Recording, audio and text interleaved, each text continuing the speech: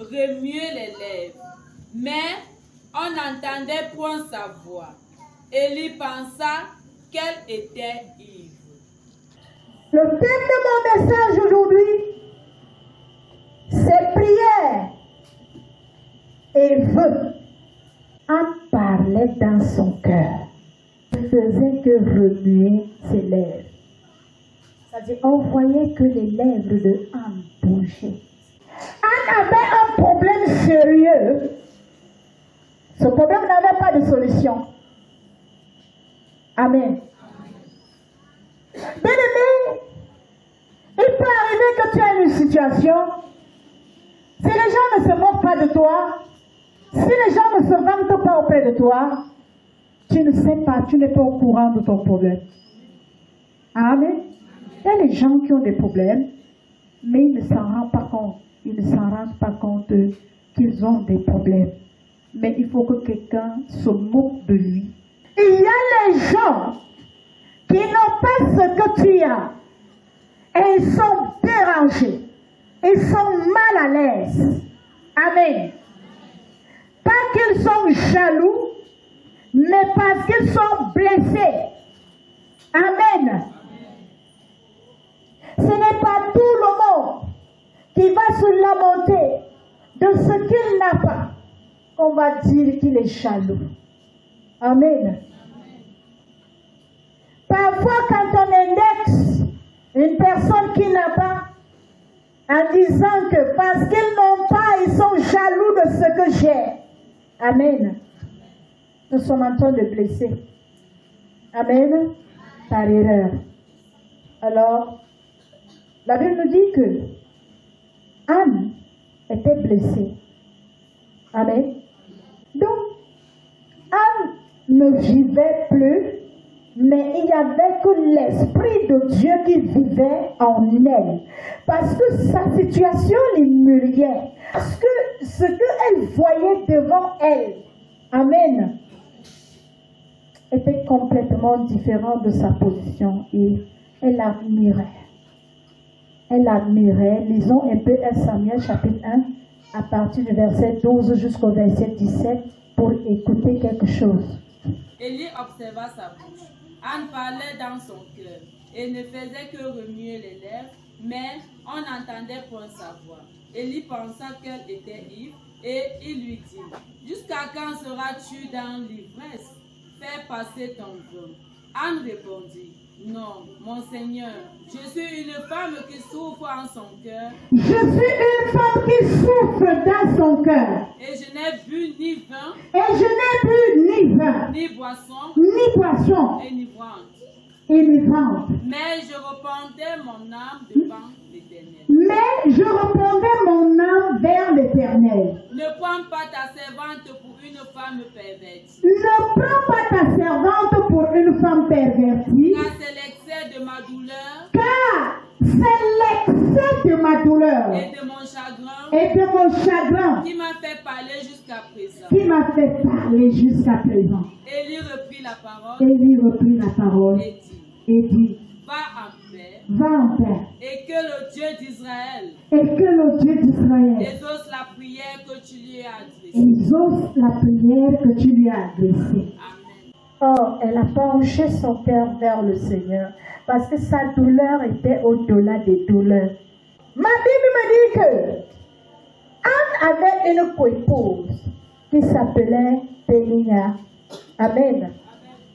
Cette femme choquait Anne d'une manière très technique. Elle ne parlait pas. Elle n'insultait pas Anne en direct. Mais il y avait quelque chose. Une fois que tous partaient rendre grâce à l'Éternel, Péninia prenait ses enfants parce qu'elle avait beaucoup d'enfants. Elle mettait ses enfants en rang et chacun de ses enfants portait l'offrande. Amen. Pour aller remettre à Dieu. Et elle, à son tour, elle n'avait personne à lui. Amen. Elle n'avait rien d'autre qu'elle-même. Amen. Elle s'avançait vers Dieu avec son enfant en la main. Malheureusement, elle était dérangée. Elle n'était pas jalouse de sa épouse, mais elle disait, Seigneur, donne-moi aussi, même un seul. Amen. Peux-tu imaginer combien d'années Anne est restée stérile? Stérile en quoi aujourd'hui? Amen. Il y a quelle qualité de stérilité dans ta vie? Ton cœur parle en quoi? Sur quoi? C'est ce qui est dans ton cœur que Dieu a révélé cette semaine, que tu lui donnes ça. Et c'est ce qu'il attend de toi, pour que tu lui remets cela. Amen. Anne n'a pas abandonné la voie du Seigneur, parce que sa co-épouse et ses enfants étaient là-bas. Mais plusieurs parmi nous abandonnent l'église parce qu'il y a une personne qui t'énerve. Il y a la tête d'une personne qui t'énerve. Anne pouvait aussi prendre telle décision comme toi en disant, ça m'énerve quand je pars à l'église et je vais voir Péniga avec sa lignée d'enfants. On dirait que c'est à moi, elle s'attaque à moi. C'est même comment avec elle. À nos jours-ci, nous connaissons les attaques des uns des autres par des gestes. Est-ce que je mens?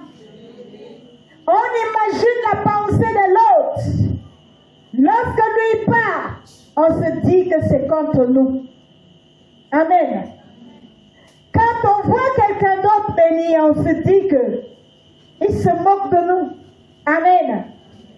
Mais Anne fermait ses yeux. Elle devenait ivre, glacée. Elle a penché son cœur vers le Seigneur. Tout est grâce à celui qui croit malgré la douleur. Mais quand toi tu as la douleur, tu préfères aller se défouler au bas. Est-ce que ton cœur est penché pour rendre le mal par le mal? Anne n'a pas eu une pensée mauvaise envers sa co-épouse. Amen. Au lieu de regarder à sa co-épouse et ses enfants, elle s'est retournée vers le Seigneur.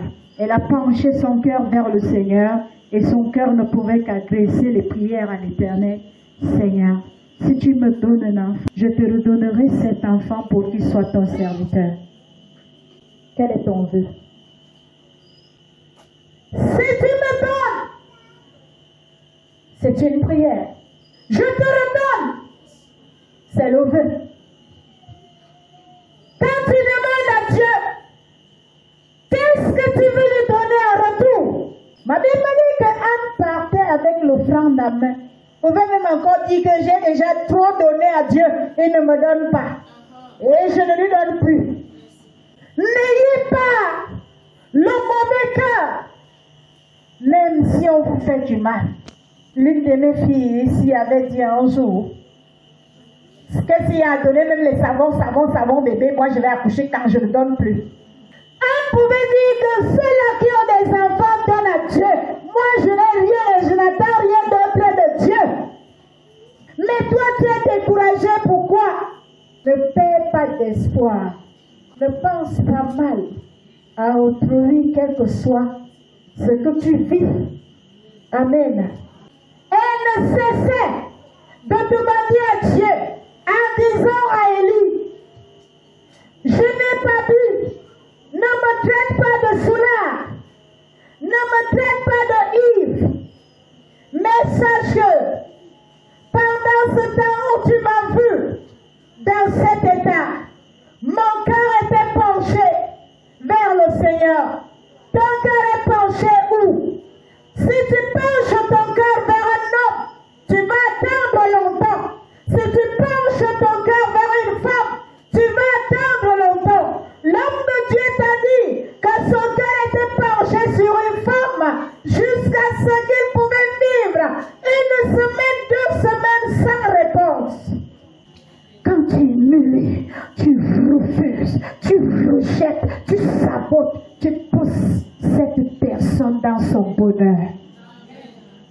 erreur et par ignorance.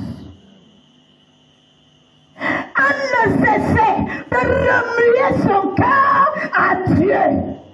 Quand toi tu as une situation, tu veux tuer cet homme, tu veux tuer cette femme, ne regarde pas ce qui est autour de toi. Penche ton cœur vers le Seigneur pour que les mauvaises idées ne traversent ta tête. Tu n'as pas besoin de parler, parce que le fait de parler, l'homme dans sa nature, quand il écoute de toi, soit il va enlever, soit il va ajouter. Quand il va faire sa pub, amen, il va arroser, ça veut dire il va ajouter le cumin, le piment et tout. Amen. Donc ce que tu n'as pas dit, ça ne sera plus pareil quand il ira dire à X. Elle était à la présence de Dieu. Amen. Et sa prière était une prière puissante aux yeux de l'Éternel. Parce que non seulement qu'elle priait avec le fort d'amour, amen, elle promettait encore à Dieu.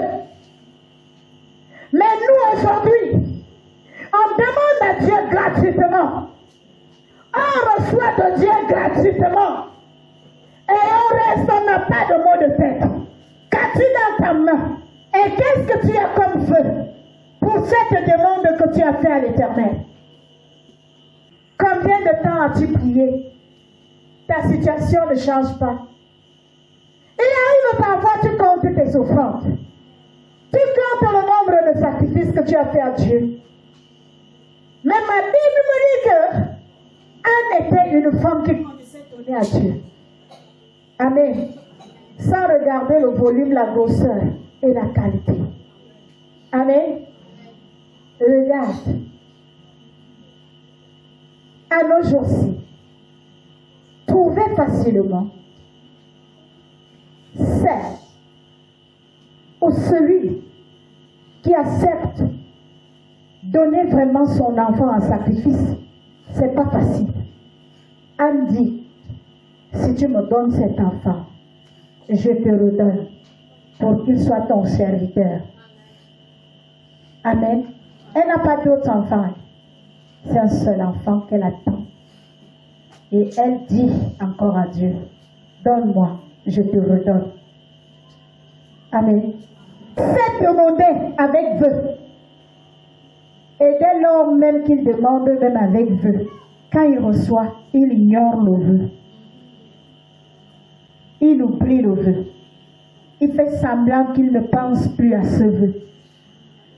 Amen. Anne veillait sur son vœu. Amen. Elle veillait sur sa promesse. La Bible dit qu'aussitôt, Dieu l'a répondu. Elle a conçu. Amen. Donne-moi un mari. Je vais me vanter que quand je vais passer en route, je dis que je vais le choquer. Elle dit que tu veux te marier pour défier quelqu'un d'autre. Amen. C'est une prière qu'il ne peut pas donner. Tu veux enfanter pour se vanter auprès de l'autre. Amen. Que parce que tu me faisais, voici ça aussi. Ah non, cette prière ne peut pas donner. Vouloir se mesurer de l'autre ou bien la rivalité. Amen. Et j'en dis quand je vois la sœur dans sa voiture, vraiment si moi aussi je pouvais, Dieu donne-moi, je veux aussi faire comme la sœur. Non. Amen. Dieu ne te permet pas de demander la chose de ta sœur. De faire la jalousie avec la chose de ta sœur. La plupart des prières, c'est pour la rivalité. Et ceci n'est pas bien aux yeux de l'Éternel. Je suis venu te dire aujourd'hui que ta prière doit avoir une direction avec des vœux sûrs. Amen. Donne-moi, je te redonne. Amen. Comment Dieu ne va pas donner? Et quand tu donnes avec quelque chose en main. Comment Dieu ne va pas donner? Amen.